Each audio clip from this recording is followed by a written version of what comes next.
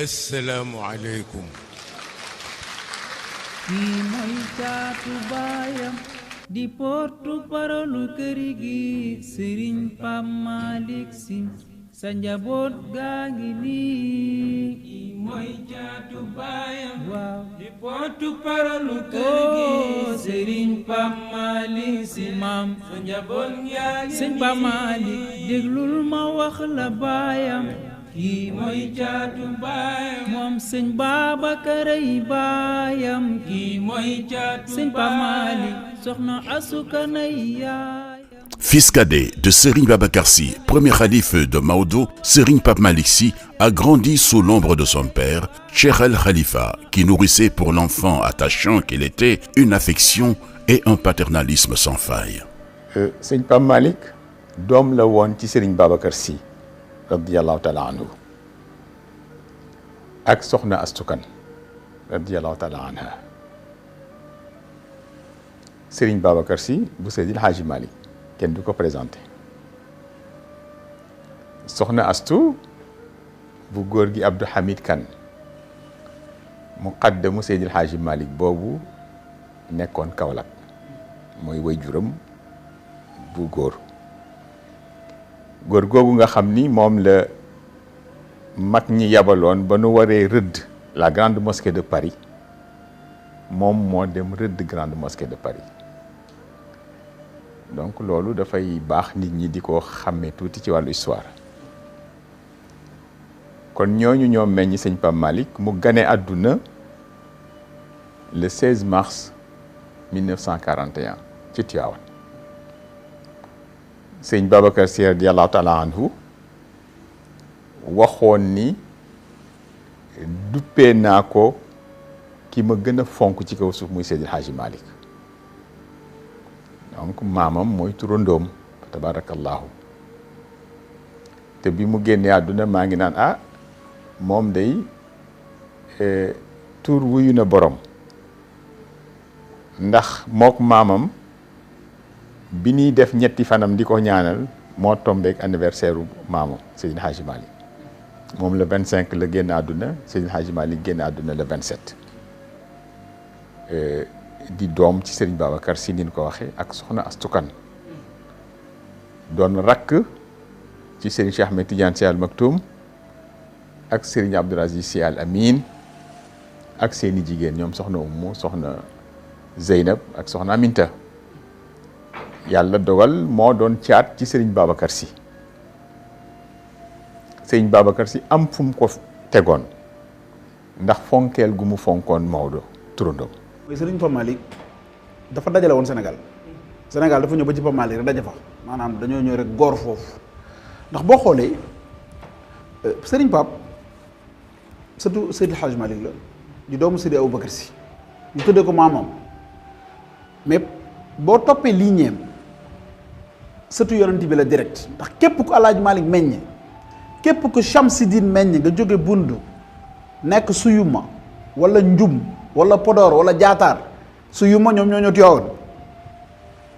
jaar Siin dugg raw ca Jolof ci kër maam Demba Bunna képp ku fa sant si wala nga bànqaasoo ku sant si yonent bi sa maam la ñu xam loolu ba pare Alaaji Malick bu ñëwee yaayam maam Fawade Wele Fatoumata Ansar moo jur Bote Faye mu jur Fawade Wele mu jur Alaaji Malick boo ko toppee yonent bi kon foofu la meññee mais yàlla may ko itam mu am deretu buur deretu gor ndax Xalifa Roxee Ndiaye maam Roxee Ndiaye la ñu may maam Alaaji Malick rue Tolbiac à la rue Saint-Louis rue Tolbiac mu denk ko fa am fa maam Fatsi ndax Alaaji Malick dafa am ñaari Fatsi bu Roxee Ndiaye ak Fatsi bu Sofeetu Ñang te dinaa la wax ni la Pape Malick Sy bokkul ak Maodo Sy bu Alaaji Malick donte ñoo ko bokk fañ bokkee du foofu ndax maam Roxee Ndiaye sëtu buur ba Jolof la ndax Ali Boy Ndiaye ay mer yu méjéey biram yu méjéey gànkeel biram xuja tam donc da ngay dugg Jolof boo ñëwee ci gànkeel biram xuja tam ñooñu ñooy maamu Roxee Ndiaye mais da ngay ñëw foofu wàcc ci Soxna Ndiaye soxna Njaay aram bonko moo jur Sofeetu Ñang ñu may ko Alaaji Malick mu am ci fat si moom mooy yaayu maam Bachiru Ñang te afe am ci Alaaji Mansour di woy juru xalif général bii Serigne Mbaye Sy Mansour teg ci Alaaji Abdou Aziz ak Alaaji Habib ci ñu góor ñi mais am na nafeek umu xayri ma ca baxee ñooñu ñëpp maam Sofeetu mooy seen yaay kon Alaaji Maodo Sy ak Pape Malick dañoo bokk diggante Roxee Njaay ak Sofeetu Ñang ñu bokkaat aussi ak Maodo Touré bu Fass Touré ndax maam Masamba Jéeri donte bawol la dafa am de askanu Jolof moom moo am doom bu ñuy wax Yaasin Jang ñu dénk ko Alaaji Malick mu am ci Ayda Yaasin ñu may ko maam Hadi Touré mu am ci Maodo Touré ak Moustapha Touré ak maam Pape Abdou Aziz Touré mii di mudir nga pare Pape Malick dugg biir Saalum ndax Maba Jaxu muy maamam Mariam Ba astukat Mariam Ba Selbe Mariam Ba astukat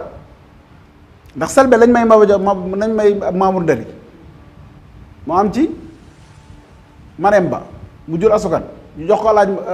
Sëriñ Babacar mu caatloo Pape Malick mais Selbe Diouf Buur Siin Kumba Ndoofeen fa la jóge mu nekkaat sëtu Buur Siin moom Pape Malick nekk sëtu Maba Jaxu nekk sëtu buur ba te boo duggee Buur Siin da ngay dem kër Saaxewar Fatma Saaxewar Medoune Saaxewar Fatma te ñooñu ñoo meññ dameel yi fi nekk yii yëpp ñoom la joro ñoo ci tegu Pape Malick day bokkaat foofu loolu tax il avait le sang royal. kon tey Pape Malick booy xool dafa résumé Sénégal ci wàllu juddu.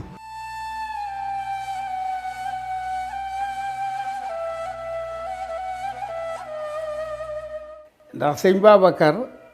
dafa soppoon Pape Malick façon boo xam ni néew na sax way jur di ko soppe doomam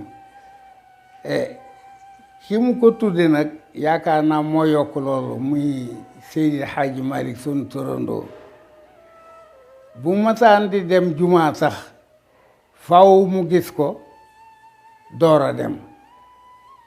lu Pape Malick bëgg rek mu wutal ko sëñ Babacar mësul nangu dégg sëñ Pape Malick ba muy ndaw muy jooy def ne na noppi walla man ma génn kër gi ba mu noppi ndax mënuma supporter jooy sëtu Seydi Hadji Malick ci kër nañ ko nax ba mu noppi walla man ma génn kër gi dem feneen ba meram seex ba mu noppi pour woon la ni rek ni meloon ci moom doy na waar bëggoon na ko lool waaw. Pape Malick moom dundam caat la waaye Tiwaawan la ko defee dundam moom dund gu féex la woon ci Tiwaawan wax dëgg yàlla léeg-léeg nag daan naa fa dem di ko gis waaye yëfu boppam lay def waaw dafay def ànd ak ay yëfam di toppatoo ay affaire boppam rek waaye nag boolewu ci woon benn njublang lu muy def lu koy def pour boppam di ko def pour nit ñi day jàngi kenn du ko duma nag ndax du def dara lu ñu koy duma wallaahi loolu laa ko xamal daal xamaluma ko benn njublang wallaahi dëgg-dëgg te xale la booba nag mënoon na def lu ñu koy waxal waaye dara bu ñëwee daal dina ko toogal rek mu toog am benn xale bu yaayam yor Faatu moo ko daan fab bu ngeen mu ni Faatu fab nañ dem bu ñu nee Faatu mu ni Faatu bul dem moom daal neex ndeysaan neex ñëpp bëgg ko ndax ni mu waxee ni mu defee dafa neex ñëpp waaye boobu tuuti la boobu dalagul sax alxuraan après nag ma bàyyi ko fa man dematuma Tiwaawan maa ngi fii toog yàgg na lool sax ab daal bi mu doonee mag laa ko xamaat muy ñëw Tiwaawan di ko fa fekk waaye mësuma ko fekk mu def benn njublaŋ du dul duñ ko nii rek mu ni waaw. Serigne Babacar daf ko soppoon ndax li mu ko tudde Seydil Hadji Malick radiyallahu anhu daf daan wax ni moom day dundam bu ci amee doom bu mu tudde Seydil Hadji Malick rek gannaaw gi lu xew baax na yàlla jox ko ko nag mu bëgg ko lool nag kenn du ko tudd kenn du ko taas lu mu bëgg suba ba ngoon mu ni nañu ko wuti jox ko ko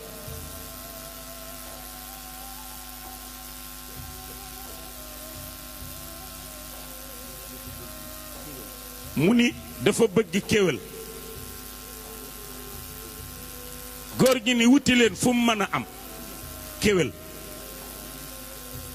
ñii dugg àll yi ñii aw yoonu jolof jolof lañu amee kéwél indi ko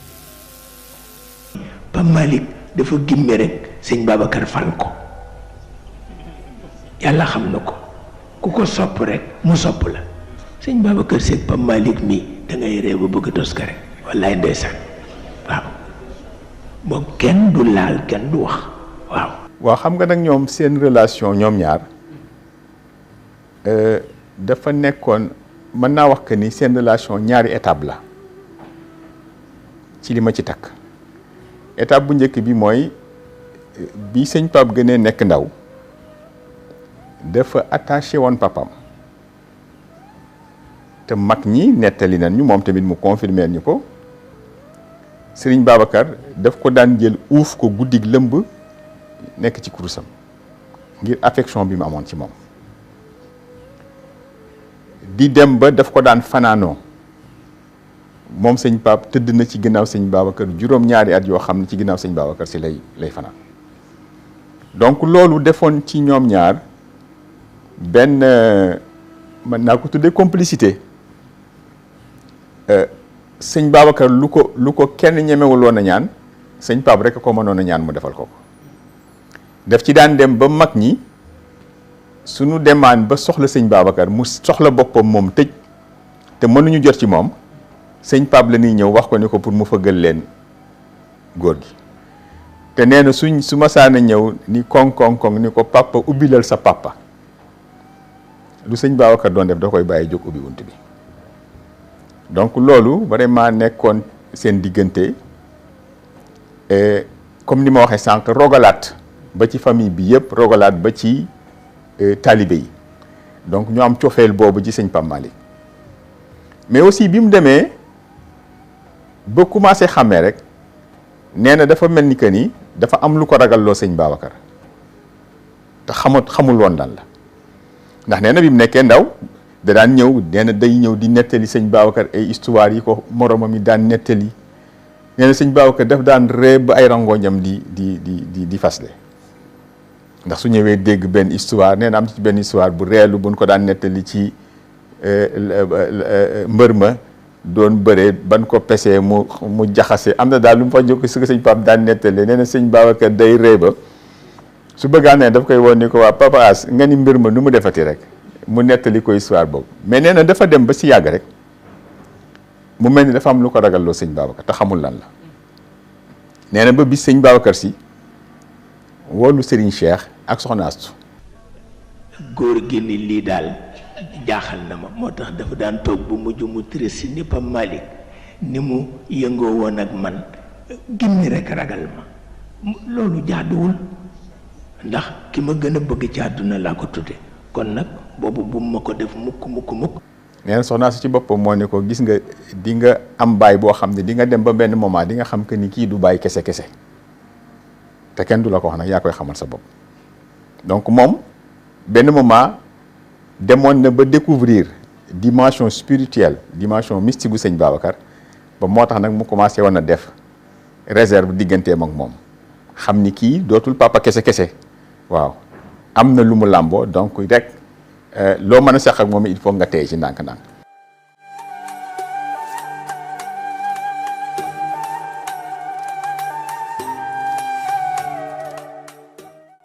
Cette affection sera prolongée par son frère Serigne Cheikh Tidiane Sy Al Maktoum, qui fut son maître au sens plein du terme. te nettali na ma ci làmmiñam mu ni Serigne Moustapha Sy Jamil radiyallahu taala anhu nee na bi Serigne Babacar Sy génnee àdduna ba mu am ay fan nee na dafa ñëw doon ko seet di ko ziar di ko jaal góor gi moom sëñ Pape nee na sëñ Moustapha ni ko man day demu góor gi yow dong yaa ma ci doon inquiété ndax dama xamoon seen relation ak fii la góor gi tegoon mu ne ko waaye bi ma xalaatee ni Serigne Cheikh a nga fa rek ci la sama xel dal ma xam ne dina mën a gérer situation bi ba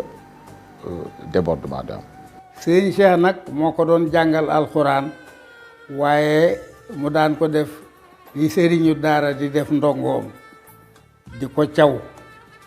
te moom faaw mu dóor ko ndax ku ñuy jàngal moom faaw ñu caw la ba tax na noonu la demee woon boole ko Serigne Cheikh nag Serigne Cheikh yar ko moom itam ni ma jàngal ko ma di ko jàngal alxuraan léeg-léeg ma domp ko domp bu saf ni ko bu ko wax góor gi de. nekk koo xamante ni nekk doomu daara pur ndax kenn moo ko muulee moo ko formé moo ko tabax à son image nag ñu Serigne Cheikh Tidiane Sy te kooku boo ko tuddee xam ni c'est l'intellectuel organique de la daara de Serigne Babacar Sy et de la daara de Seydi El Hadji Malick ndax ñi mu bokkal ñëpp a ko fonkoon sopp ko mu joxoon leen cër bu mu joxul kenn ci àddina muy alaaji Mansour ak alaaji Abdou ay baayam lañ dañu bëggoon Serigne Cheikh ba gëmewuñ ko moom itam mu fonk leen ba gëmewul leen man damaa fekkee nettalewuñ ma de damaa fekkee mu ni alaaji Abdou mbaax bu yàlla am jox na la ko alaaji Abdou ni ko yow yaa war a wax ak waa Sénégal ñu lay dégg di la déglu keneen warul la wax boo fi nekkee cofeel ëpp na lool wala mënul weesu loolu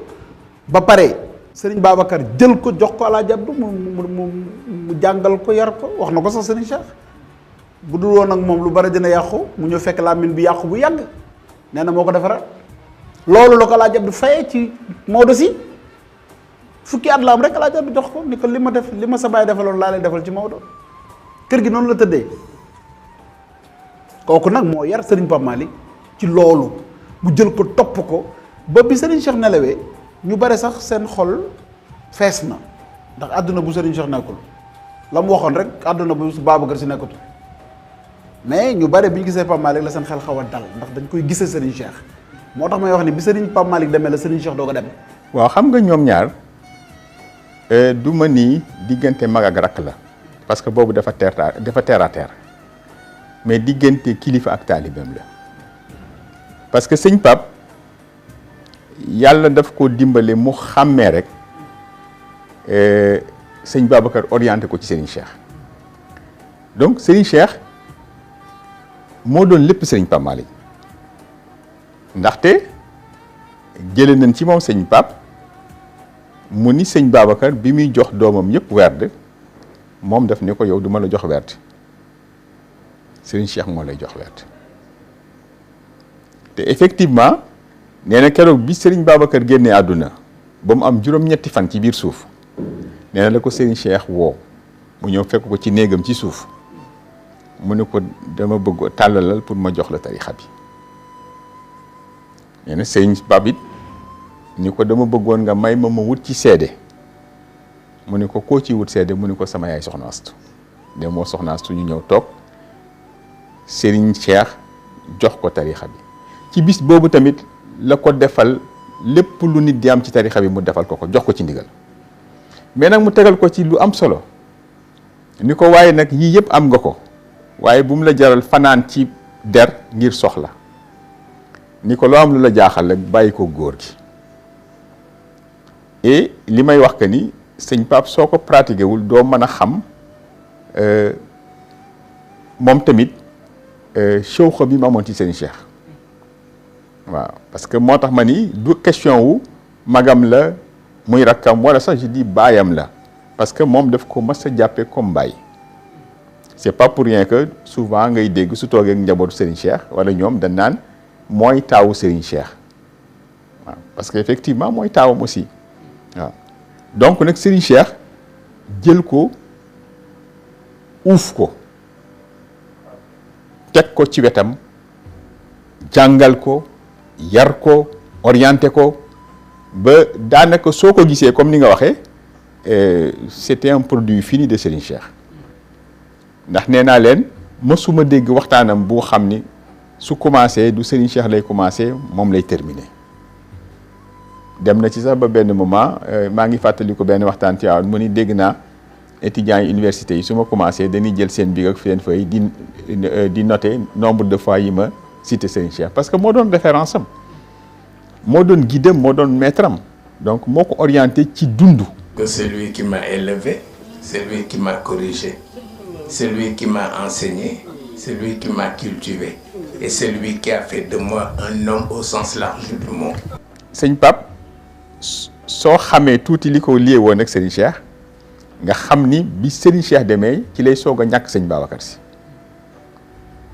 mais tant que Serigne Cheikh a ngi fi woon rek moom pour moom sëñ Babacar jóge wu fi mais aussi am ci benn mbir mu doy waar boo xam ni moom sëñ Pape daf ma ko wax muy jamono gàmmu Tiwaawan ñu dem nii mu dem ziyaare soxna Aminta bi ne gàmmu gi des na ñaari fan xaw ma ñett bi ni ñibbisi ba jub zawiya sëñ Babacar ak nit ñaa ngi bëri après mu ni ah man su nit ñi dee wax ni Serigne Cheikh dafa faatu daf may reeloo ñun ñëpp ñu tekk di ko déglu mu ne en fait parce que faatuwul mu ni man xam naa fa mu nekk waaw mu ni moo tax bi mu fi jógee ba léegi masuma ko ñaanal ñaanu ku faatu ba léegi ñaanalaguma ko ñaanu ku fi jóge parce que xam naa fa mu nekk.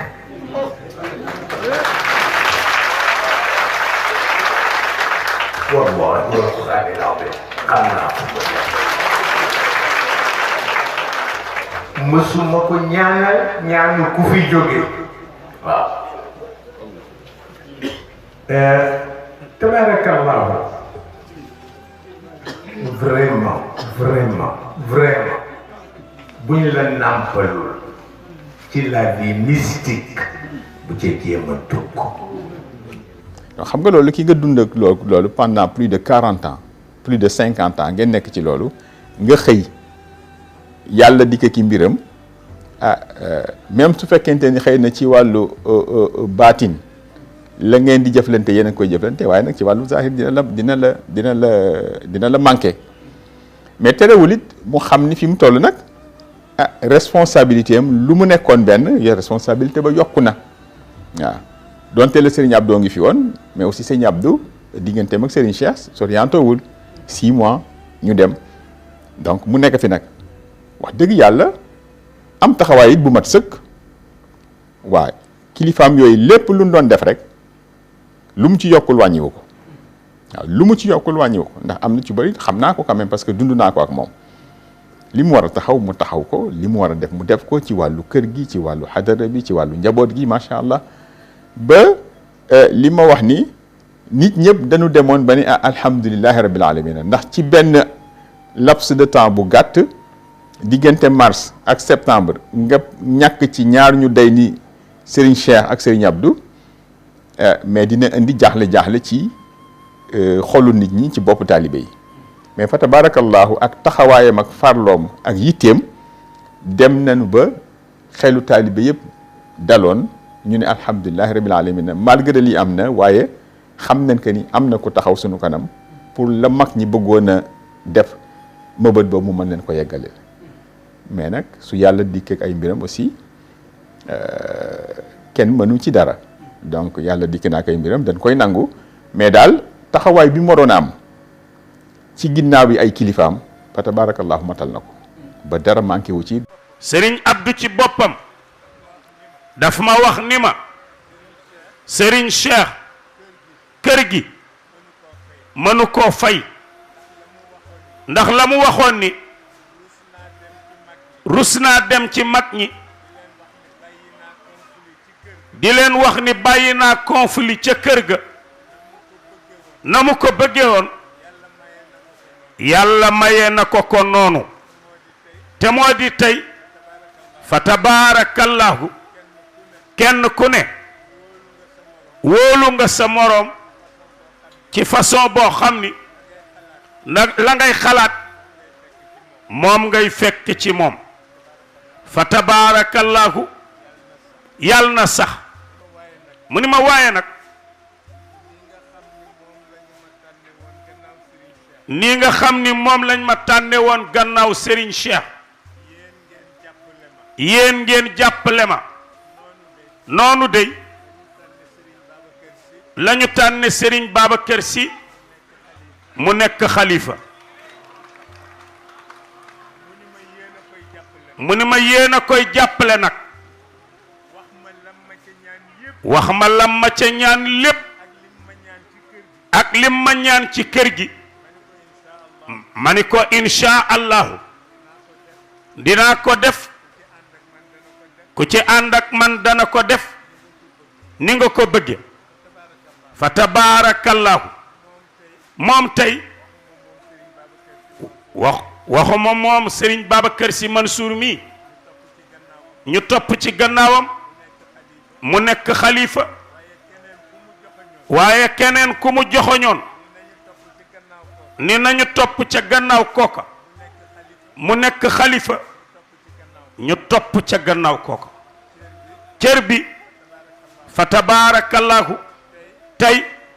moo ko moom loolu la yàlla dogal ñu ngi lay jox suñu loxo di jaayanteeg yow di la nangul sa cër di la wax ni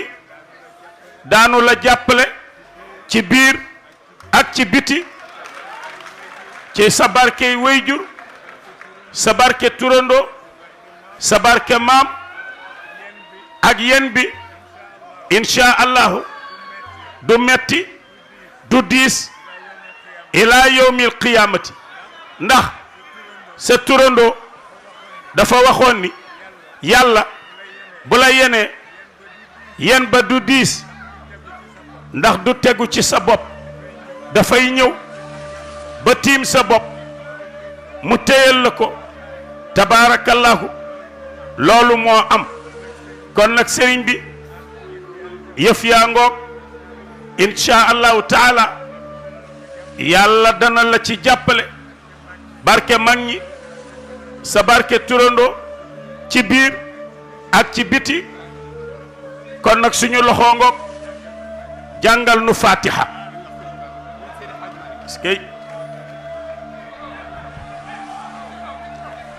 famille bi yëpp ñi ngi jaayanteeg yow ñëpp a ngi jaayante mbooloom yëpp a ngi jaayanteeg yow ñi mën a ñëw ak ñi mënul ñëw di ko wax ni ko si jërëjëf la fudda fuuka wala challat yadaaka yal na la yàlla sàmm yaag sarak jooju nga dendal mu di Seydil Hajj Malick fa tabarakallahu ñu di leen fàttali rek ni kër Seydil Hajj Malick a ngi nii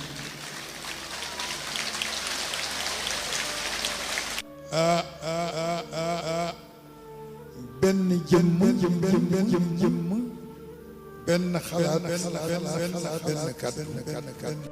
Dernier fils du khalife sur terre, Serigne Pape Malick Sy a été désigné porte-parole du khalife général des Tijanes, Serigne Babacar Sy Mansour, en 2017, suite au rappel à Dieu de Serigne Abdoul Aziz Sy Al Amine. Éduqué à la bonne école, aimable, brillant intellectuel, maîtrisant parfaitement les principes islamiques et les sciences religieuses, Serigne Pape Malick avait aussi l'aptitude de cerner l'évolution et les réalités de la société sénégalaise. li ma gën a marqué ci moom mooy ñetti don yoo xam ni gis naa ko ci Pape Malick Sy. D'abord juddu bi kuy sa papa ñu ni Serigne Babacar Sy radiyallahu taala anhu kuy sa yaay ñu ni Soxna Astou Kane radiyallahu taala anha loolu nekk na benn don bu njëkk. ñaareel ba Pape Malick Sy ku ko gis sopp ko, ce que j'appelle la beauté corporelle mais aussi intérieure. boo ko gisee rek da nga koy sopp bëgg ko, kooku marqué na ma ci moom. Troisièmement, culture. Pape Malick Sy kenn mësu ni gis naa ko mu dal école français dem dugg ci école di toog ci banc di jàng waaye bu ngeen làkkee tubaab moo la ko gën a dégg fuuf di ci def sax ay tournure yoo xam ne sax da ngay yéemu ci ni kii fan la jàngee lii loolu lu ma marqué ci Serigne Pape Malick Sy la ñaareel ba ñetteel ba la ñeenteel ba mooy élégance Pape Malick Sy mosoo ko gis mukk mu froissé toujours bien habillé ci biir ak ci biti am teggin gi xamit nu muy duggante ak nit ñi te ku ci nekk buy jëfalante ak yow la ciy sa cër dara du ci manqué ci biir ak ci biti loolu daal marqué na ma ci Serigne Pape Malick Sy ak nag éloquence bi macha allah Pape Malick mën na toog fii pendant 2 heures 3 heures di waxtaan ci ay thèmes yoo xam ni mais ku nekk dafay waaroo ni kii fu mu jëlee xam-xam parce que te it àddina bi musul metti ba am ci moom ba mu feeñ ci moom maanaam stress musul dal Pape Malick Sy nu àddina dikke rek noonu la koy recevoir mu amoon philosophie boobu ba tax na boo ko gisee sax da nga naa kii daal amul souci àddina te pourtant c'est un homme mortel c'est un homme comme tout le monde mais yàlla may ko nag dëgër laay goo xam ni boo ko gisee rek doo bëgg lu dul roy ci moom quoi waaw yu rafet di nekk ci moom. booba sax njàngum kooku laa daan jàng xëyril maxluu bi alim wala laaliina waaye moom moo ma defaral sama làmmiñ nag ndax comme moom ku man prononciation arabe la maxaarijul xuruf Serigne Cheikh moo ko jàngal moo ma defaral sama làmmiñ yal na ko yàlla fay dëkkal ko ci àjjana yi gën a kowe dimension intellectuelle am nag moom Pape Malick dafa juddu rek yeewu moom daal bu ñu wax ni dañ ko sol manees naa wax loolu fa tabaarakallaahu ndaxte intelligence am ëppoon nay atam surtout ci français moom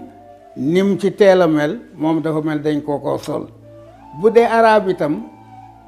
bind buñ ko bindan moo ki moroomam moo jëkk a mokkal moom sax day mokkal ba pare di dessiner ay maréchal Pétain ak ñooyu ak a wut ay roplaan ak yooyu ma ni leen ku ko ci topp di nga tardé ndax moom mokkal na bindam bu yàgg moo tax nun daawuñu ko toppandoo de dañ daan jàng ba suñu puut yi bëgg a dagg ndax moom boo ko toppee dina timbi yow nga diig ca biir ndax yàllaa ko defal loolu teel a mën a bind teel a am xam-xam teel a yeewu waaye nag kenn la defoon muy modèle am muy Serigne Cheikh moom xamul woon ni ñoo bokk ndey ak baay moom daal sëriñam la ko jàppe woon kilifaam la ko jàppe woon. Serigne Pape li tax sax xam-xamam ak li mu amoon ci wàllu may du feeñ wala feeñul mooy ay magam yi ñoo ko muuroon ndax dafa toppoon seen gannaaw ba seen taqandeer daan ko làq ba tax na bëggul woon àddina ci dara bëggul woon dara li newoon rek mooy nekk ci roxam topp ndigalu magam yooyu te comme bi ñu faatoo ak bi mu fi jógee yàggul moo tax sénégalais yu bari xamuñu xam-xamam mais ñu daan jonte ak moom dafa ne nit koo xamante ni dafa cultivé amoon xam-xam parce que Serigne Cheikh ko jàngal xam-xam boobu mu am nag aussi teewul daf ko fi bàyyi tukki Malick a voyagé dafa tukki def na Guinée lu man 2 at ci palais Sékou Touré la dëkkoon nee na sax daanaa nekk seul sénégalais boo xam dama naan siège conseil des ministres bu Guinée yenn saa yi Sékou Touré wax pare ne ko toi sénégalais là tu penses quoi de ce qu'on dit nee na ma joxe sama point de vue en tant que sénégalais parce que amuñu droit wax ma lenn man damay wax sama liberté def na loolu jóge na fa dem na Gabon dem na Côte d'Ivoire tukki na dem na Europe te yonent bi alayhi salaatu wasalaam dafa ni ki toog fii jàng ba jeexal téere yi ki tukki ñëw moo ko bu xam-xam kon jàng na ci téere yi tukki na waaye nag dafa incarné la naar ba waxoon boroom xam-xamu arab ba ni laysa fil kutubi wal xaratis ilmun innama al ilmu fi suduri rijali xam-xam newul ci bibliothèque newul ci téere newul ci bibliothèque mi ngi ci dënnu nitu yàlla yi te moom fa la daan tibbee ba pare nekkoon mystique ba Malick dafa bëggoon jaamu yàlla ci ci lu ñu bare xamul te nag warul jaaxal benn doomu adama doomu sëriñ Babacar bëgg jaamu yàlla mu nekkoon koo xamante ni dafa bëggoon boppam daawul wax lu ñaaw daawu ko def benn jour nee naa ko mais sëriñ yow lu tax doo màggat mu ni ma parce que xaw ma sama noonu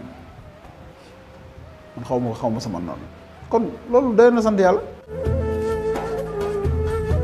Il fut une parfaite illustration de ce qu'est l'unité, la cohésion nationale.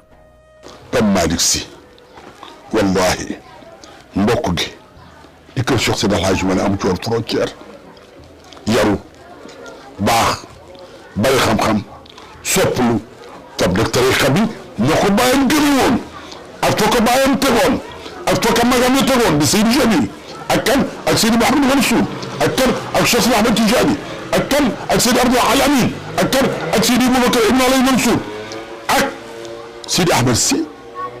Pape Malick roy bagam yooyu nag ci lépp di tariqa Cheikh Seydi Ahmed Tidiane fonk jullit yëpp nag Pape Malick yëpp ko soppoon waxuma surtout Cheikh Seydi El Hadji Malick waxuma doomu Seydi Boubacar waaye yar ya teggin ya xam-xam ya lamiñ woowa la ma Seydi Maxtaar Mbàkke waxoon ne ma sa lamiñ mi kenn mos ci loolu tey laa la ma si gis waaye lamiñ Pape Malick Sy kenn mos ci loolu lu baax rek loo xam lu baax rek la daan wax lu baax rek la daan def ndax Pape Malick jullit yëpp ko soppoon su ma saan dem ndeysaan ca dëkk ba xam ni fa la maam Jaara Buso tëdd Poroxaan ba nekk ci wetu sang ba Sëñ Moustapha Bachir da ngay wax ni ah kii kat Sëñ Moustapha yi léppam bu toogee rek ci Sëñ Mountakha mu ne kii rek Sëñ Mountakha booy xaritam ba ñëpp ñu fàttaliku jumaa ju mag ji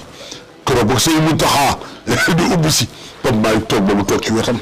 mission bu ne magam ju baax ja Cheikh Seydi Ahmed Tidiane Sy Al Maktoum ñoom dëkk ko mission bu ne baayam Seydi Boubacar daana ko wax ni kay xool sa baay yi kii mooy sa baay dàngam kii mooy sa baay dàngam loolu tax mu gaaw a xàmmee loolu. waa xam nga moom yàlla dafa dogal su dee ci wàllu këru diine yi surtout man bi ma ci gën a frappé mooy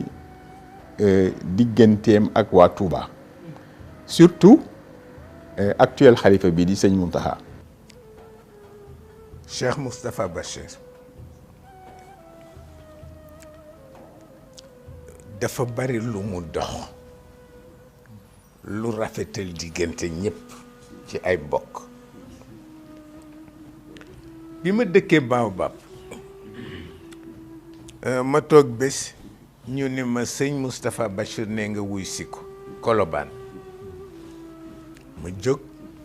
jaaruma sax ci sëñ Cheikh pour wax ko parce que xam naa ne farata la may doy ma dem ñu toog ci salle bi tuuti mu ni ma agsi ci néeg bi ma agsi ci néeg bi mu woo sëñ Mountakha sëñ Mountakha ñëw mu ni ko tàllal sa loxo mu tàllal loxoom mu ni ma jëlal sa loxo nga teg ko ci loxo sëñ Mountakha ngeen fasante kóllëre mu ni ma ndax fi nga féete sëñ Cheikh la ma féete waaw tabarakallahu loolu maag sëñ Mountakha ñu seq ko te sëñ Moustapha Bachir moo ubbi yoon wa ah yàlla dogal Poroxaan ñëw màggalu Poroxaan ba délégation gouvernement bi ñëwee itam ànd ak gouverneuru Kaolack bi keroog dafa wax ni tey waxtaan bi dafa am boroom te Pape Malick mi moo ko moom man duma leen tontu bu ngeen waxee ba noppi moom moo leen di tontu noonu la ko doxale Serigne Moustapha Bachir ni nga daan def nga ko bu ma dikkee danga ma naan kenn du tontu délégation gouvernement bi yaa leen di tontu ah wax nga ma itam ni ma recommandation bu président Abdou Diouf joxe woon wax nga ma biig ni ma rafetal nañu ko kon nag wax dëgg yàlla dañu koy sant ci sa tur ak sunu turu bopp ak turu Serigne Cheikh mi nu fi yebal si waaw ndax loolu rekk la ñu am maam yi nu am ku leen yëg rekk ñoo ki yow nii waaw ndax ñoom rekk la ñu am. mais gis nga waxam boobu bi nu waree inauguré Masalikul Jinaan sëñ Mountakha ñëw fi sëñ Pape ni ma damay dem ziyaare ko bi ñu ñëwee ba toog ma ne gis nga nitu yàlla la mu leen boole woon ni leen yéenay bokk jamono effectivement jamono ñëw na indi ko ñu bokk jamono war a doxal donc moom à chaque fois que Serigne Cheikh daan yónnee ci màggalu Poroxaan nga xam ni sëñ Moustapha Bassirou dafa amoon ay relation particulière ak njabootu Seydil Hadji Malick rawatina ci nag Serigne Cheikh sëñ Pape moo daan dem ci màggal gi ba benn at bi ni defalee mausolée Mame Diarra Bousso ba war ko inauguré mu tombeek màggal gi mais keroog bi mu ñëwee sëñ Moustapha Bassirou daf ni ko kenn du ko inauguré yow yaay dem inauguré ko ndax sa mausolée maam la donc mu amoon ak ñoom ay relation yu particulière ñoom Serigne Modou Makhtar Mbacké bi fi jóge yàggul yal na yàlla yeesal yërmandeem ci moom ñoom sëñ Modou Karami ñoom même sëñ Bass Abdou Khadir mi c'est-à-dire que ni ñoom ñëpp wax dëgg yàlla amoon naak ñoom ay relation yoo xam ni ngir xam ni ñoo bokk lépp ndax tamit te loolu li ko ci xiirtal mooy Serigne Cheikh aussi li may wax toujours parce que Serigne Cheikh moo ko daan yabal ci ñoom di ko yónni mission muy dem Touba di seeti maam Abdou Lahad di dem Touba di seeti maam Falilou Mbacké ca jamono nettali nañu nee na bis dafa ñëw Touba seet si maam Fallou nee na ba guddi jot nee na mu ñëw ni ko ah man de góor gi dama bëggoon a ñibbi nee na sëñ Fall ni ko foo dëkk mu ni ko nee na mu ni teg nee na ko ma def ni fi mooy sa kër nga naan da ngay ñibbi toogal et de la même façon aussi noonu la amoon relation ak sunu mbokku chrétiens yi ndax gis ngeen bu yàggul rek avant muy génn àdduna benn messe bu amoon benn xaritam bu ñu doon defal messe bu génneen àdduna chrétien mais mu sol dàllam dem ba ca église ba fekke messe bi te gis nga yàlla dogal mais jamono bi mu génnee àdduna man ci sama bopp toog nañu ca kër ga ay mbokki chrétien ñëw ni dañu amoon yéene su affaire Covid bii wàccee ñoom ñu def messe ngir moom ngir ñaanal ko yàlla tellement que dafa développé woon relation boobu entre chrétien ak musulman dama dem ci benn séminaire yàggul ma ni leen dialogue islamo-chrétien bi ñuy wax ma ni leen yéen da ngeen koy théoriser ma ni leen mais sëñ Pamaay daf ko dund parce que loo xam ni ñëpp gis nañ ko te fii dem na fii ci église fii cathédrale bi ñuy defal messe Yacine Thiandoum mais keroog bi mu yegsee kilifa diine yi fa ñëwoon ñëpp dañu taxaw ci biti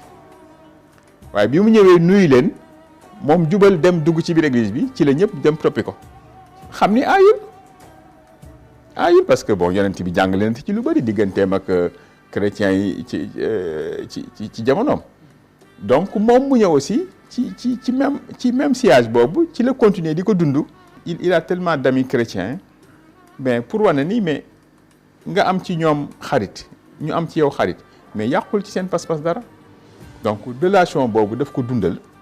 et puis sans compter nag maintenant ci côté Laayeen ñoom Chérif Ousseynou Laye vraiment ay wëllëreem lañu woon Chérif Ousseynou Laye sëñ Pape nee na ma daan nañ toog ñoom ñaar téléphone presque de 10 heures jusqu'à 4 heures du matin di waxtaan téléphone tellement que dañu amoon affinité dañu amoon benn complicité bu nekkoon seen diggante donc vraiment bon su dee ci wàllu kunta yi kooku n'en parlons pas parce que soo jëlee ñu mel ni ñoom Hadj Bachir Kunta ñoom Lamine ndeysaan suñu maam jooju nekkoon ci Tiwaawan te faatu léegi mais ñoom ñëpp ku ci nekk seq na ak ñoom ay relation yoo xam ni tey soo ko waxoon nit ñi sax dañuy waaru mais loolu yëpp pour xam ni quand même mission am du woon rek xëy na dëgg la am na fu ma bokk ci diine islam laa bokk waaye tamit diine islam terewu la nga am wëllëre ak ñi ngi ko seqal tu vois donc ci tarixa cheikh laa bokk waaye terewul tamit nga am wëllëre ak ñi ngi ko seqal donc loolu la wëyal ci dundam yëpp ba nee naa leen vraiment tey jii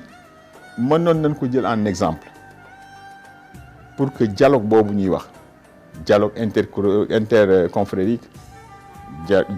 dialogue islamo-chrétien mais moom taxawaay bi mu ci def ak jéego yu mu ci def mais mënoon na servir d'exemple tey jii ci ñi nga xam ni ñooy prôner ce genre de dialogue là. Serigne Pape Malick Sy a vécu modestement, père de famille exemplaire. Il se maria avec Sokhna Mame Bass, issue de la grande royale, Adja Mame Yacine Diagne. Cette union donnant naissance à 2 et uniques princesses, Sokhna Fatima et Sokhna Safiatou Sy. keroog bi muy seeti waa kër sëñ Babacar yi ca événement yi Tiwaawan ndeysaan te ñu tëjoon leen prison Gorée ba mu leen di seeti ñoom Kurdi Gaye ak Alaaji Mbaay ak ñooñu daal mag ñooñu ba mu leen seeti Soxna Astu da ko wutal yóbbal ba pare ni ko na ànd ak man ak Mansour Jaxate moom rahmatullahi alayhi gaañu na bu yàggul Mansour Jaxate ñoo ànd keroog ba ñuy ñibbisi jóge Gorée fekk maam Yacine Diagne moo jur baayu maam Baas mii di soxna sëñ Pape Malick Sy maam Yacine Diagne di taalibe sëñ Babacar boo xam ne bii te nag dafa doonoon nitu Dakar doon lébu am cosaan am fii suuf ak léegi xam nga këram nga fa mu nekk te boo nekk ca Zawiya Sidi Hadj Malick foofu xam nga jàmbur du fa dëkk foofee la dëkk fekk nag bi maam Yacine nag mu wax Pape Malick di ko tooñ ni ko sama sët bi de yow laa ko fi bàyyil maam Baas ba nay dem nag soxna Astu ni ko sa jabar ja na nga fa jaar de boo wàññee ko na ngeen fa jaar nga nuyu maamam nuyu wale ko ban jógee Gorée nag ñu jaar foofa nag keroog laa jëkk a gis maam Yacine Diagne keroog laa jëkk a gis maam Baas fa la nu añee keroog waaye lii moo ci xew yàlla dogal itam maam Yacine Diagne buñ doon jox mu ijaasa jigéen ci tariqa bi dee ñu ko jox ndax taxawaayam waaye maam Baas sax ndeyi daara rek laa koy wax waaye moom mën na ndeyi daara mën na nekk xalifa maam Yacine Diagne wax dëgg yàlla ndax na maam Yacine Diagne taxawoon ci wetu sëñ Babacar nekk ko ci wetu sëñ Cheikh moom itam noonu la mel muy nuyu ñaari doomam Safiyatu ak Fatimatu ñu ngi di leen gën a yëgal daal ñu ngi leen di gën a massaw ci yéen wayjur di leen ko gën a fàttali di leen gën a feddali kóllëre gi. bi ñu ma waree may soxna amul teraanga bu ñu yóbbuwul fii ci kër gi teraanga buñ fi indi ñu delloo nu ko waaw wax ni fatiha rek lañu soxla waaw fatiha lañu soxla waaw ma jël soxna sëñ Cheikh digal ma waaye lëm ma digal it sëy bu may maye danaa leen ko digal waaw que dañ ma may soxna ci timis sëriñ Abdou ko ñaan si Al Amin ma fekk sëriñ bi ca route de Ouakam booru 22h ma ne ko loo may digal ci soxna siñ ma may léegi mu noppi lu yàgg ni ma nga protéger sa soxna mu ni ma doomu jàmbur ku ko jël danga koy protéger mu ni ma bi ci des mooy bu leen nangu ñu envahir seen intimité mu ni ma bu ngeen bàyyee ñu envahir seen intimité di ngeen dem ba bëgg a dégloon te dootu leen ko mën ndax ñi ko envahir mu ni ma bu leen am intermédiaire mu ni ma jàng nga li yonent bi wax ni néegu sëy ñaari lal ñoo fa dagan bu jëkkër ak bu jabar beneen lal bu leen bëgg a ñetteel jàppal ni lalu seytaane la mu ni ma bi ko ñeenteel bu leen am habitude mukk di waxtaane détail parce que détail dafa yomb boo ko miinee wax farata jafe la mu ni ma bi ko juróomeel mooy li yàlla dogal ci yonent yi dogal ko ci awliya yi mooy bu teyee nga am dépense boo ëllëgee doo ko am waaw mu ni ma noonu la yàlla tëralee adduna bi mu ni ma juróom yi daal man moom laa lay dénk.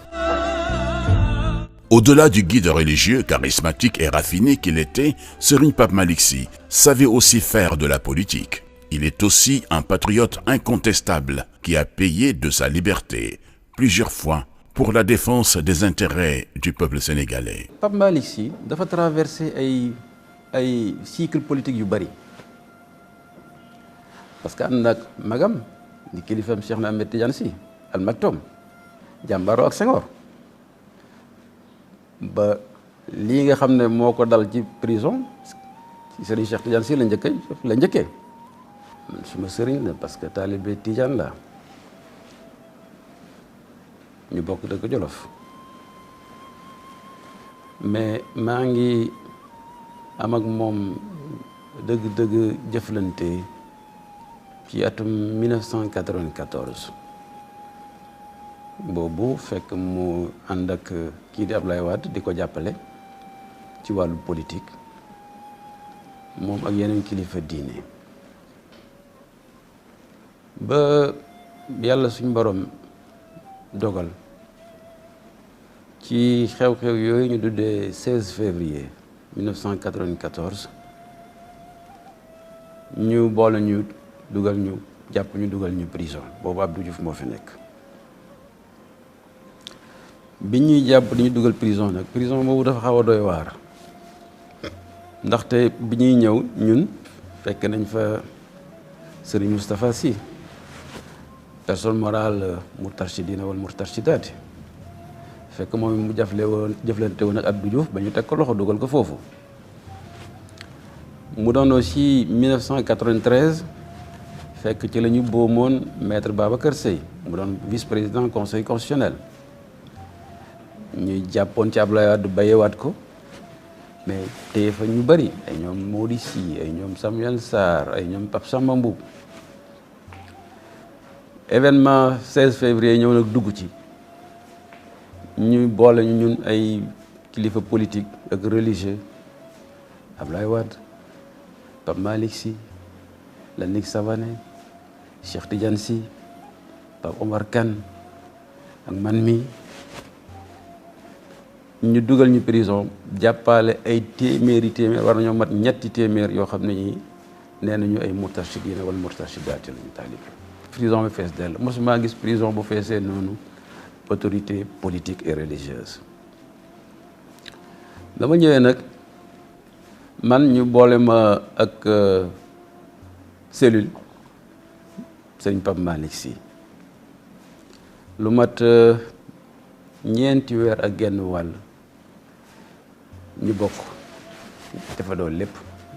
ndékkindoo añandoo reeroo tëddandoo yeewoo et cetera kon nit bu yàlla dogalee ci boole leen ci fitna ci diir bu toll noonu am na loo xam ne danga ko xam ci moom am na loo xam ne war nga ko mën a seede naam xamuloo lépp ci moom lu tuuti la alors bu ma doon tënk Pape Malick Sy ci wàllu politique damay wax ne moom day koo xam ne da doon tari ak di jëf ci li mu jàng ci Serigne Cheikh na Ahmed Tidiane Sy Al Maktoum ci gëm sa réew bëgg sa réew bëgg liberté bëgg démocratie parce que moom léppam même ci politique dafay tënku ci Cheikh na Ahmed Tidiane Sy Al Maktoum bañ fa nekkee mu nekk fa ak njàmbaar goo xam ne gi man ci sama bopp sax daf ma xaw a waar mais surtout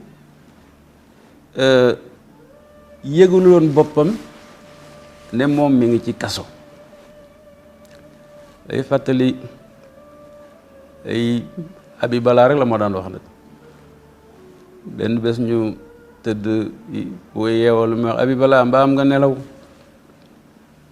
ba ne ko waa sëñ bi fii moom nu ñu fiy nelawee mu ne ma waaw dara rek laa lay yëgal de Habiballa ba ne ko mu ne mu fekkee dañ la toqantal ci naasiril xaq bil xaq ma ne ko waaw mu ne nampal la ci siratikal mustaqim ma ne ko waaw mu ne boote la noorul mu talzam ma ne ko waaw mu ne bu ñu la gëddee fii nga tiir rek mag ñëpp mere la ma ne ko dégg naa sëñ bi li nga wax ca jamono jooju la ñu xaw a laal daara maag moom suñu néeg ba moo ma jàngal jawaratul kamal li mu wax may tontu may répété allahumma salli wa sallim ala ayni rahmati rabbaniyati wal yaqutati mutaaxifati haytati bi markazil fuhumi wal maani ba mu jeex te comme ku bëri woon il avait de l'humour mu ne ma mokkal nga de waaye ay mag ñu bëree ngi fii di kaalawu te mokkaluñ ko ma ne ko jërëjëf si. waaw xam nga sëñ Pape xam nga nag yàlla daf ko baaxee bi mu gënee nekk ndaw il a beaucoup voyagé mu dem fi surtout en Guinée te Guinée yàgg na fa lool mais li nit ñi xamul mooy gis nga dafa amoon ak Sékou Touré ay relations yoo xam ni sëñ Pape demoon na ba di siéger ci comité central de parti Sékou Touré bi dem na ba Sékou Touré su ko dee woo camarade Malick Sy rek la koy wooye comme ñoom ñu daan woowante seen biir parce que bon il avait des idées révolutionnaires donc temps yooyu Sékou Touré fi nekk avec période indépendance yi révolutionnaire bon bëgg Afrique bëgg réewam donc sëñ Pape avait beaucoup d'affinité pour moom mais donc mu nekk Guinée et il m'a raconté un jour mu ni ci seen réunion yi naan def ci comité central et dafa am benn jour rek Sékou Touré demandé ko pour mu def benn article quoi sur la révolution ak yooyu nee na mu dem toog bind article bi ba noppi mais bi mu def article bi nee na il a fait référence à la négritude nee na bi mu ko defee ba noppi ñëw jox texte bi Sékou Touré nee na ñu gis seen prochaine réunion bi nu ñëwee fi nu toogee mu gis Sékou teg texte bi mais souligné en rouge li mu wax ci affaire négritude nee na bi nu paree mu ne ko dama la soxla mu ñëw nee na mu ne ko waaw j'ai vu ton texte vraiment c'est bien fait ni ko waaye dafa da nga ci aborder benn thème boo xam ni neexuma mooy affaire négritude parce que boobu diggante Senghor rek Sékou Touré ku nekk xam na li ci nekkoon alors nee na nag sëñ Pape ne mu jox ko nag ay raison ni ko xam nga camarade président ni ko il faut nga xam ni Afrique ñii def leen a soxla ni ko l'Afrique a besoin de la sagesse d'Houphouët-Boigny. L'Afrique a besoin de la culture de Senghor. L'Afrique a besoin de la bravoure de Sékou Touré. ni ko il faut que yii yëpp Afrique dañ ko soxla ñu seet naka lañ ko combiner alors ci la Sékou mujj wàcc xam ne li mu ko wax mënu ci teg leneen mu accepté ko donc gis nga engagement am yooyu moo tax bi mu dellusiwaatee ci réew mi aussi mais il a eu à cheminer ak ñoom Majmoud Diop bokkoon na ci ay parti de gauche fii toujours ndeysaan daf ma daan tooñ naan ma c'est dommage que léegi fii parti politique yi xamuñu lan mooy guérilla urbaine mais mu ni ma ñun suñu temps dañu xamoon luy guérilla urbaine donc dañ ko daan def donc di sànni ay tract di def lu nekk donc ci cheminement boobu ci la continuer ba xëy na li tax nit ñi sax xam ko ci lu bëri mooy ci événement yi ngi fii xewoon ay année 96 ak yooyu ba mu génn avec le PDS ak yooyu jàkkaarloog régime bi fi nekkoon régime PS ba nu jàpp leen ci yóbbu leen prison et tout cela mais c'est-à-dire engagement parce que pour moom ci moom laa gis c'est-à-dire nit koo xam ni su xasee gëm benn mbir gëm na ko waaw du gëmantu daal waaw xam na woon na ni que ni lii moo nekkoon loo xam ne daf koy def pas pour moom wala pour sa famille wa déedéet daf ko doon def pour parce que peuple bi ñoo soxla woon loolu donc engagement boobu daf ko gëmoon ci la nem aux côtés de Abdoulaye Wade de Landing Savané tey mais ñoom ñëpp ànd na ak ñoom bataillé dem nañ prison def nañ tout mais pour cause boo xam ni pour moom c'était une cause saine une cause vraie mu topp ko ba yàlla dogal ci loolu mu ci dogal donc gis nga pas-pas boobu dama ni très tôt dañ ko yar ci moom tu vois parce que kii connaît Serigne Cheikh tuuti parce que Serigne Cheikh neexul a xam totalement mais ku xam ci moom tuuti di nga xam ni ku mu yar dina def ci yow pas-pas boo xam ni soo dee dugg ci mbir doo ci duggantu waaw et soo ci xasee dugg jeex na. moom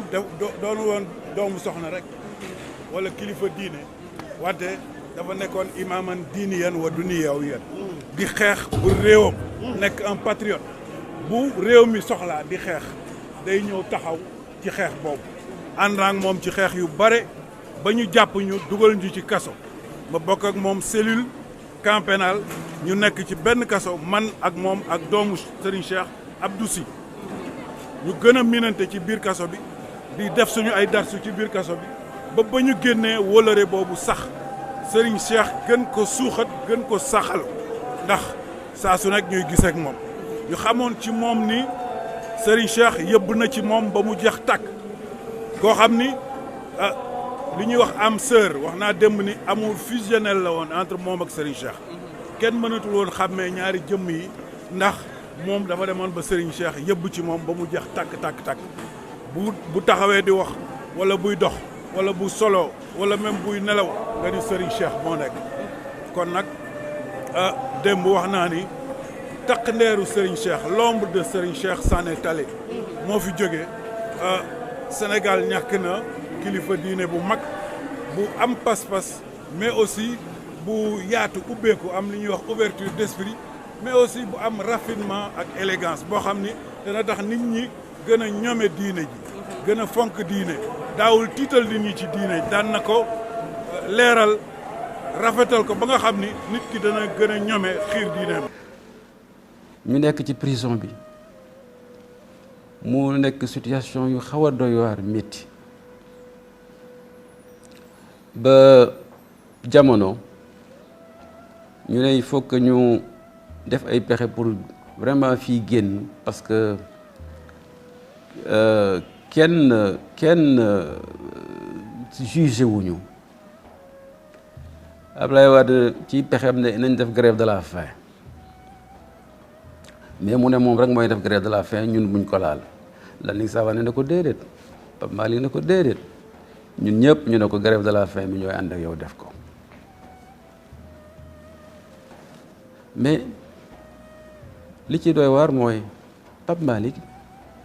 dafa yorewoon ulcère bu xaw a métti mais li muy yore ulcère yëpp parce que ulcère bëggul xiif njàmbaaram tax na jàmbatu ko ba juróomi fan grève de la faim yi ñu daf ko ànd ak ñun def ko lekkul benn yoon maa moom bokkoon nekk te lu nekk mënoon na cee xew ulcère boo xam ne sévère sax nga toog juróomi fan lekkuloo kooku njàmbaar ak gëm sa réew ak gëm démocratie ak gëm kilifam Cheikh na Ahmed Tidiane Sy Al Maktoum moo taxoon mu di ko def. léegi nag dimension politique dëgg boobu mooy fi ma ko nattee mooy wutu ca dara seetu ca intérêt wutu ca xaalis wutu ca poste lu tax ndaxte bi ñu génnee prison en 1995 après dañu dugg ñun ci gouvernement Abdou Diouf moom lañu tuddee gouvernement majorité présidentielle élargie Abdoulaye Wade nekk ministre d'État man ma nekk directeur de cabinet pendant ñetti at mu éclipsé wut amul dara lu ñëw wut ba ñu àgg pouvoir 2000 ba def ca fukk at wala fukki at ak benn gisuñu Pape Malick Sy dégguñu Pape Malick Sy sollicité wul kenn ma nga toog ci ruxam moom daal mission la doon dox ci lu ñu jàpp ci ndigalu kilifam Cheikh na Ahmed Tidiane Sy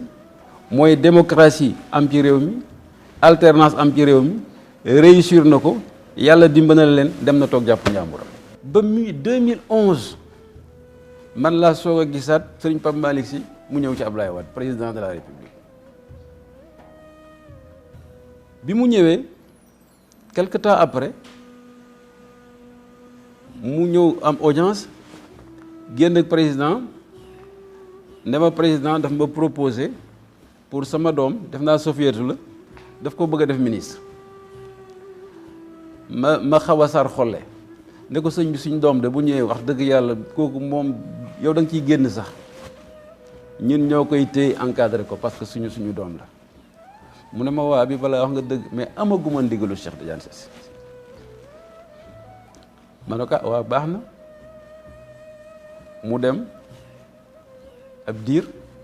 dellusiwaat avant muy dugg ci Ablaye Wade sax président Ablaye Wade maa moom ñu gisante mu ne ma Serigne Cheikh Tidiane Sy nee na jaru ko xoolal ba loolu te dañu yaakaar ne politique boo ci duggee jàppale et cetera ba nit ki àgg pouvoir ku nekk ngay wut loo séddoo moom ne partage des gâteaux man loolu gisuma ko ci Serigne Pape Malick Sy teguma ci sama bët lii nga xam ne moom laa teg sama bët fekkee ko moom laa mën a seede ci moom donc désintérêt total loolu muy lu rëy rawate na ci jamono ji kon ku mel noonu war nañuy waxtaanee ak moom war nañ koy waxtaanee pour sénégalais yi xam mooy kan ak modèle bi mu doon ci engagement politique. xam nga dama toog Alaaj Jóob bu Njaasaan yal na ko yàlla yërëm ñëw fekk ma ci kër gi ni ma kaay wuyu sa nijaay Sidi Ali Kunta ma fekk Sidi Ali fii ci kër soxna Mariam Kunta Sidi Ali ni ma dégg c'était en 1959 mu ne ma dégg naa da ngeen formé parti politique muy le PSS ma ni ko waaw mu ne ma ana Serigne Cheikh ma ne ko dafa dem Dakar mu ne ma parti bi ngeen formé am ngeen ci droit parce que ay citoyen ngeen mu ne ma mais maa ngi leen di ñaan bu leen wax kenn lu ñaaw moom Sidi Ali Kunta mu ne ma bu leen saaga kenn nit mu ne ma xam nga koo saaga ndey bu fayoo yaa saagaloo sa wayju mais wax lu ñaaw du avancer réew waaw réew yéene bu rafet moo koy avancer waaw bu ko defee nañu seet ba xam yàlla mi ngi nuy dégg walla déggunu ni ñuy seete ndax mi ngi nuy dégg walla déggunu nañu fexe ba ku nekk mu dendal mu yéene ko yiw ñu seet ko fekk déwén ba xam ban situation la nu yàllay bette waaye boo bëggee ku dend ak yow gêné la léegi nga dee te sa waxtu dee du jot. Tout comme son père Serigne Babacar Sy et son maître Al Maktoum, Serigne Pape Malick Sy fut également un exemple sur le plan professionnel, chemin du véritable développement économique. waa xam nga nag ñoom seen wàllu yëngu-yëngu toujours dañ ko daan delloo ci li seen wayjur sëñ Babacar Sy radiyallahu taala anhu doon wax ndax mag ñi dama dégg ñu nettali ni bis sëñ Babacar dafa wàcc ci saalam nee nan bi mu toogee sama wayjur bu góor sëñ Alaaji Cissé nee na laaj ko ni ko góor gi ñun day bëggoon nañ nga baaxe ñu liggéeyu taalibe lu muy doon en sëñ Babacar ni teg ba si yàgg ni ko xam naa day du génn ñaar du génn mbay du génn commerce donc ñoom ci wàllu boobu rek lañ daan yëngatoo ci wàllu mbay ak ci wàllu commerce mais di ko def nag ci anam bu discret boo xam ni daanaka nit ñi duñu xam sax seen yëngatu ci wàllu boobu lan la mais ku leen xam-xam ni dunde wu noon addiya mën leen woon a dundal ndax koo xam ni lan lay jox da nga ciy teg pour dimbali ñi nga am kooku yaakaaroo ci addiya pour dunde te it ki ko yar di Serigne Cheikh Ahmed Tidiane Sy Al Maktoum ku miin keppaaram xam ni liggéey sacerdoce la ko defoon donc toujours daf daan wax ni nit ku nekk da nga war a am métier di ko def métier nag mën na nekk façon bu nekk comme ni ma waxee léegi du caagi ni rek ku demul ci bureau liggéeyuloo wala ku niwul yaa moom boutique bi nangam ak nangam moom ci activité am yëpp c'était dans la plus grande discrétion mi ngi woon ak ay toolam mi ngi woon ak ay activité commerciale am di def ay opération mais aussi très discrètement vraiment ku ko xamul miinul trop doo mën a xam ci moom yooyu parce que tamit li ñuy wax que ni am na loo xam ni soxlawul nit ñi xam ko l'essentiel mooy yow mi koy def na nga xam li ngay def rek donc ci wàllu boobu daan na ci def ay yëngu-yëngu yu bëri amoon ak contact ay homme d'affaires yu bëri nit ñi daan ni ñëw di waxtaan ak moom ay wàllu projet mu ci daan dugg mais lu mu ciy def rek discrétion bi ko kilifaam yare ci noonu la ci daan demee daawul bëgg daraam siiw daawul bëgg daraam ñu fekk ko ci mbedd mi wala naka sa dul noonu kon fa tabarakallahu yëngatu la woon ci la daan def ndax it ñoom ci Seydil Hadji Malick ba ci sëñ Babacar ba ci ñoom ku ci nekk la nga daan dundale sa njaboot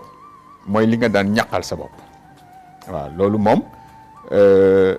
exemple yu bëri mën nañ ko ci joxe ci Maodo ci sëñ Babacar ci ay magam ba ci moom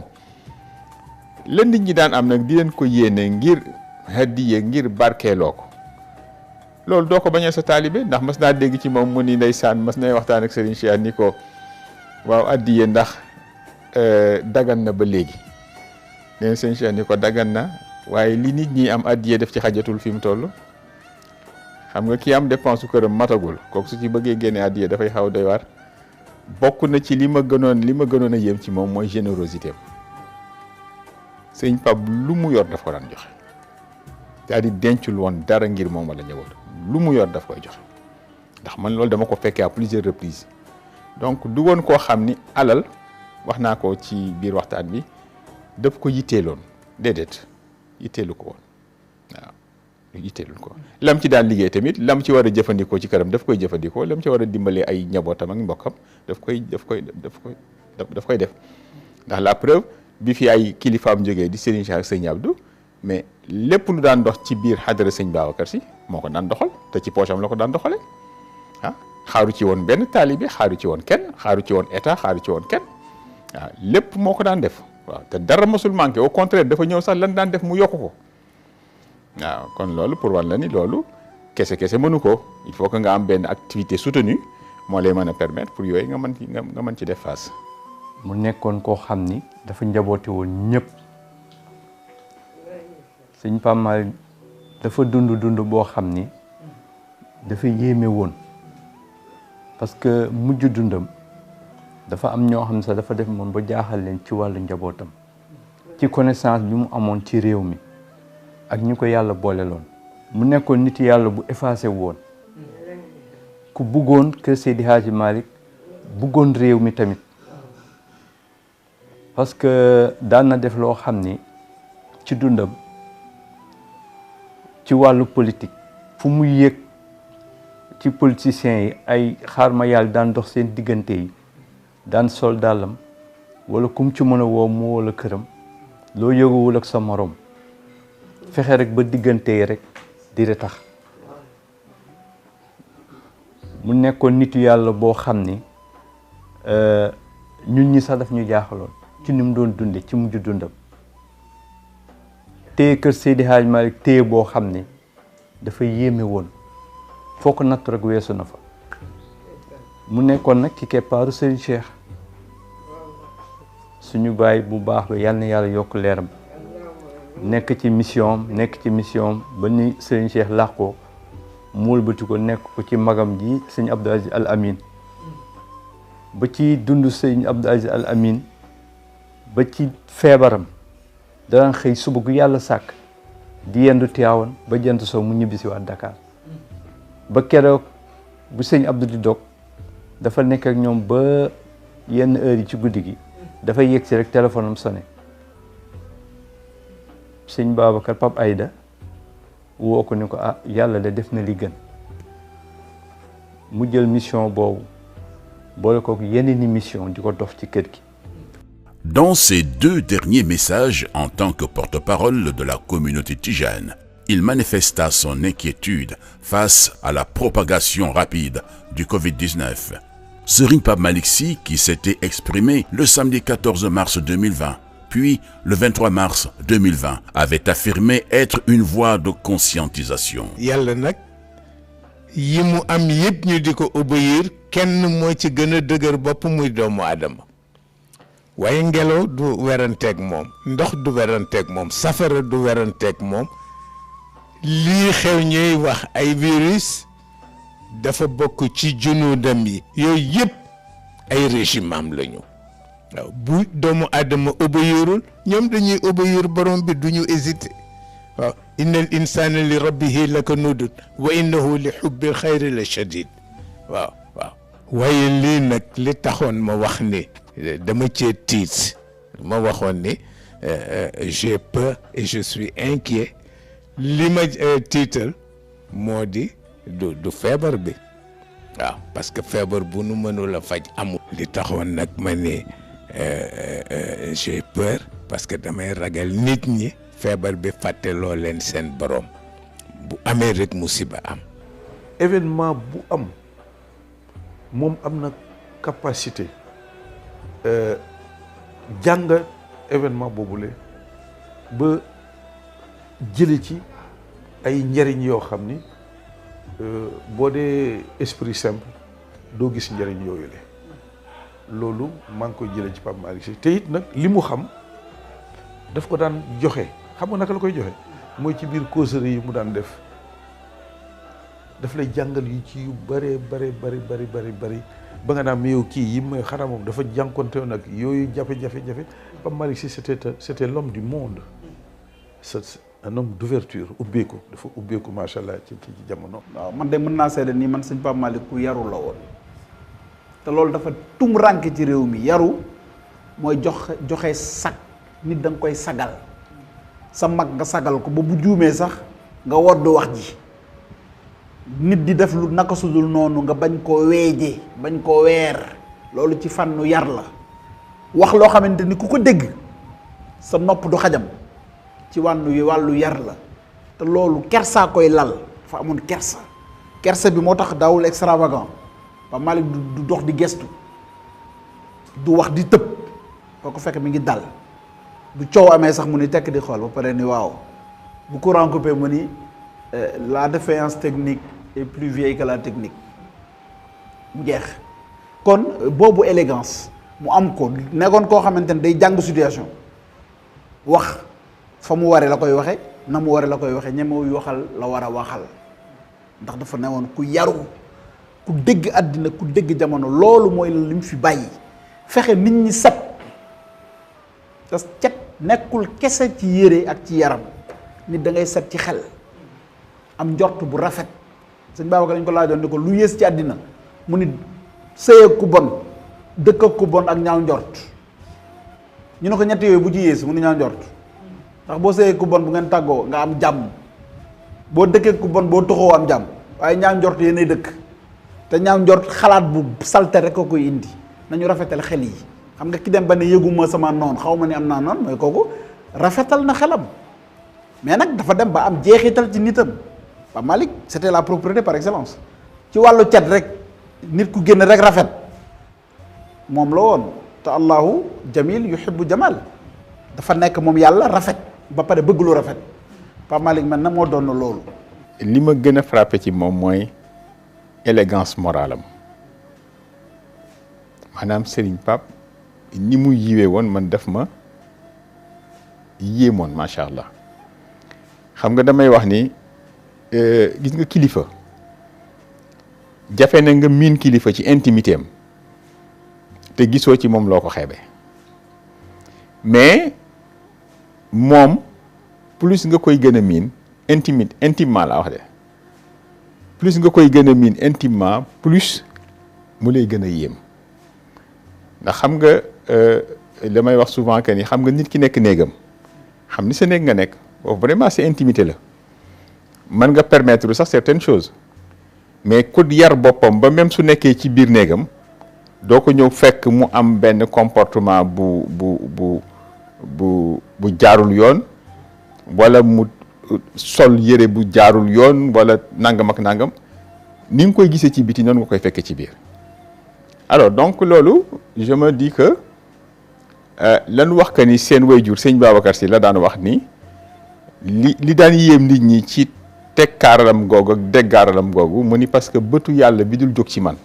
moo tax mënuma raf mënuma bouger donc ñoom loolu dañ ko incarné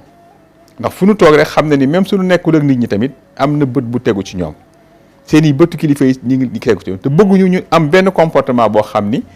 yàlla dina leen ci jéppi seeni kilifa dina ci leen ci jéppi nit dina leen fa fekk jéppi leen donc vraiment loolu yéemoon na ma ci moom ni mu yiwee woon macha allah et puis mandu man day nekk naag moom ba du ci nii rek parce que sëñ Pape moo nu yar bi nu nekkee fii nekk xale yi tuuti di jàng lycée ci ay loxoom la nekkoon Tivaouane laata mu fay jógee di ñëw Dakar ñun bi nu juddoo ci ay loxoom la nu nekkoon mais mosuloo ko fekk muy wax waxi jàmbur jamais de la vie lu ko concerné wu ko mbir dina xew fii adduna yëpp yëg ko mais moom su ko concerné wul yoonam nekku ci donc xam nga nit ku mel noonu ci jamono bi ñu toll dafa raar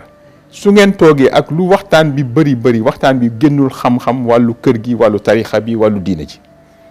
mais ay diw nangam ak nangam soo ko commencé wax sax nga gis ci kanamam que ni li intéressé wu ko waaw donc vraiment daal manduteem ak tamit man dund naa ak moom loo xam ni su doon keneen na ak jamono bi ni mu fi mu toll ci possibilité yoo xam ni wàllu xaalis surtout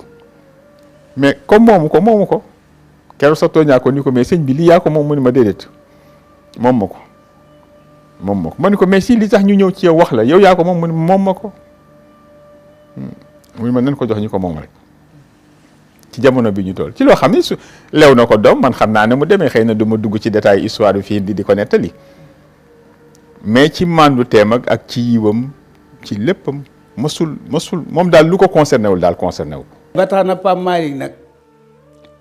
te itam conflit bu mu fekkee mën na ko régler loolu la ko yàlla mayoon intelligence am moo ko mayoon ak yaroom ak xàmmeem ba tax na man de ku ma yéemoon la daal ci doxalinam ak yeewuteem ak générosité am nag surtout lu mu yor néeg na koo joxe lekk itam du lekk moom dong faw mu woo waaye day tànn nag ñu mu wóolu ñu bokk di lekk. citoyen accompli mooy nit koo xam ni tama ñaari boor la ci biir société am soo ko woowee ci lu moderne mu tase fa ak yow ba wax la ci won la ci loo gisul loo xamul soo ko indee it ci cosaan mu génne la rafet ci biir cosaan ba jox la ko ba nga mën a nekk ci biir société bi yooyu daal mooy li ma gën a jàpp na bokk na ci li ma gën téye ci Serigne Pape Malick Sy. message bi ma leen di lancé mooy Serigne Pape Malick modèle la woon bu jarul ñuy dem tubaab bi di wuti ku ñuy wax Platon wala Socrate wala Macron jarul dem États-Unis jarul dem ci arab yi nañu yem ci Serigne Pape mii fexe lim fi jot a bàyyi ci li mu bi mu fëllee ñu jël koy daf ko njàngat mbubb moom mu fi bàyyi jëm ko sol mooy jàpp te doo bàyyi rafetal say jëf ak say wax rafetal njort jël mbaax def ko jikko ndax ku baax wettaliku ku bon wet te Serigne Pape Malick ku baax la woon ku yaru la woon ku sell la woon ku set la woon yooyu daal buñ ko jëlee defe naa ak li xew ci àdduna bii ak xale yi nga xamante dañu manqué repère Pape Malick mën na nekk ci ñoom benn boussole ba bu ñu réeree bu ñu ko xoolee rek gindi ko. li mu xeex ñëpp tëdd prison souffrir bañ àggee pouvoir taxul mu laaj dara dafa dem toog jàpp njàmburam kooku modèle la pour ëllëg si biir nitu diine yi nga xam ne dañu bëgg a def dugg ci politique wala ñuy jàppale politicien la modèle la ñi nga xam ne aussi dañuy def politique rek xam ne politique du sa intérêt bopp mais intérêt askan wi loolu la Pape Malick wane ci parcours am politique. te lii nga xam ne yaakaar naa moo tax sax doxuñu réew mi xaw a yéex mooy ñi nga xam ne dañu nekk ci këru diine yi jógee ci daara yi ñi jàng arab ñun ñi nga xam ne ñoo jàng tubaab ñun ñoo ngànk état bi ne leen yéen bokku leen ci xamu leen dara waaye dama leen wax toujours ki organiser Tivaouane ba mu mel ni mu mel di def gàmm gu mu toll te état mënut a organiser lu mel noonu kii di organiser Touba ak ni mu toll ak ni mu mel te état mënu ko waaw kooku ko dénk réew mi nga yaakaar ni mënu koo yor moo ko dàq yor ñun ñii sax. Alors donc il faut que ñi nga xam ne ñi responsable politique ñànk état bi xam loolu ñu def ay pexe nag ba nga xam ne ñooñu ñu xam ne dañoo am xel ak xalaat boo xam ne mooy jëmale réew mi kanam ñu xool nu ñuy def ba mu ñoom ñu mën a doxal bokk ci liy doxal réew mi. li ko gënoon a yitteel mooy li fi mag ñi suuxatoon li fi mag ñi defoon naka la ko gën a renforcer dëgëral ko te génnul ñaari mbir nag mooy daayira yi quand même sëñ Babacar Sy moo fi njëkk a créé daayira ci daayatul kiram bi sëñ Hadji Malick génne àdduna daayira bi pour wàllu pas-pasu njaboot yi ci biir kër gi donc loolu ci li ko yitteeloon pour ñu renforcer ko gën leen dëgëral ci la bokkoon et puis organiser waat leen ndax yàllaa ko dogal mais amoon na yéene def benn tournée nationale seeti waat fédération yi parce que quand même daayira yi bi ñu demee ba am yenn dimension yi dañ leen organiser woon en fédération bon Dakar amoon na fédération côté Kaolack amoon na fédération côté Saint-Louis amoon na fédération ainsi de suite donc mu demoon ci yéeneem la woon pour seet naka la leen gën a organiser waatee gën leen a suuxat nit ñi xam ni lii ndono la moo xam ni tey sëñ Babacar Sy moo ko fi bàyyi te dañu war nag ndoonu sëñ Babacar lu mu fi bàyyi loolu dundal ko farata la woon et puis aussi ci wàllu service bi mu gis que ni mag ay magam di Serigne Cheikh ak Serigne Abdou li ñu fi bàyyi woon mooy wàllu koskaas waaw te kër gi tamit ñaar yooyu rek ko seq tarbiya bi ak wàllu service bi donc ñaari structure yooyu ñoo ko yor daayira yi ak koskaas donc aussi amul projet li ma fekke bokk bu nit ñëw di ko wax ci wàllu kër gi te lim lay njëkk a posé mooy affaire su fekkente ni ci service bi la dañ ko delloo ci wàllu koskaas su dee ci leneen leen affaire tarbiya bi dañ ko delloo ci wàllu daayira yi bon donc moom yooyu comme il disait souvent je crois que ni loolu yéen seede ngeen ko bi muy soog a toog la première chose bi mu ñëwee dafa nii li fi Serigne Abdou defoon duñ ci changer dara au contraire dañ koy topp benn par benn te ku ci nekkit ba ngay dem am na loo ko santoon muy Serigne Cheikh muy Serigne Abdou te wax na ko dul benn yoon du ñaar ni li ma sant xam naa ko waxuma ko nag waxuma ni ma lii lan ma wax ni pour ma def ko mais li mu daan wax daal toujours li ma sant xam naa ko te dinaa ko def waaw donc loolu moom du woon comme je dis lu mu bëggoon a sos lu bees ndax kër gi luñ fiy sosati amul xanaa da ngay sof maanaam fekk li ci nekkoon nga seetloo ci dolli mais liñ fi war a doxal kër gi dama koy wax toujours xale yi ma ne leen mais ñun am na loo xam ni sunu sonnatee ci ñun la ndax mag ñi li war a doxal kër gi yëpp fii ba yomil axir tëral nañ ko ba noppi. man waaye dimbale leen ñaan ngeen ma ba ma wa. maam ñaanal déedéet papa ñaanal papa ñaanal papa ba tey ñaanal papa ñaanal papa ñaanal moom mooy papa mooy maam est-ce que tabarakallah ñëpp am nañu lu diis waaye ñëpp bég nañu yal na yàlla bég ci yéen ila yawmil xiyaamati fa tabarakallahu bég nañu li gor mënal moroomu gorom defal ngeen nu ko li jullit mënal moroomu jullitam defal ngeen nu ko lu diis ci ñun fexe ngeen ba mu woyof yàlla bu dara diisati ci yéen tabarakallahu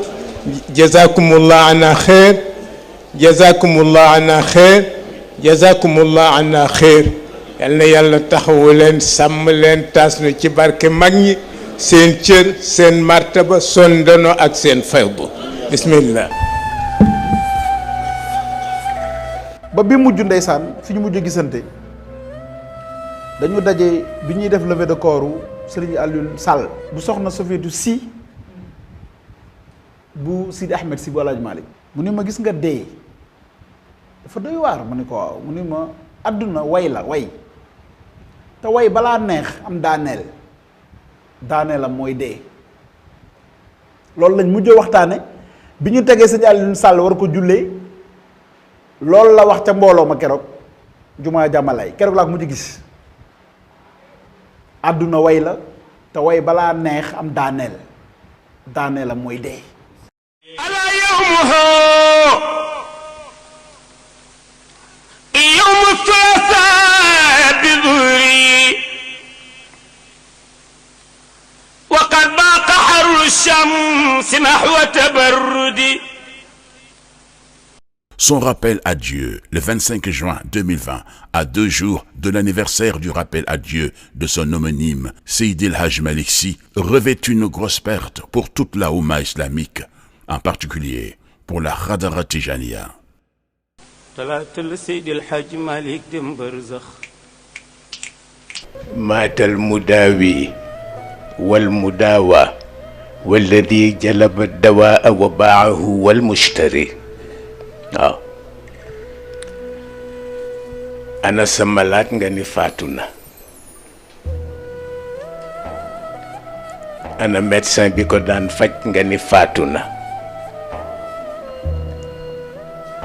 ana pharmacien bi ko daan jaay garab yiñ koy faje nga ni faatu na ñu ne ana xale biñ daan yónni muy jënd garab yi nga ni faatu na kon yàlla rekk a mucc. Puisse Allah subhanahu wa ta'ala lui ouvre les portes du paradis auprès de ses bien-aimés.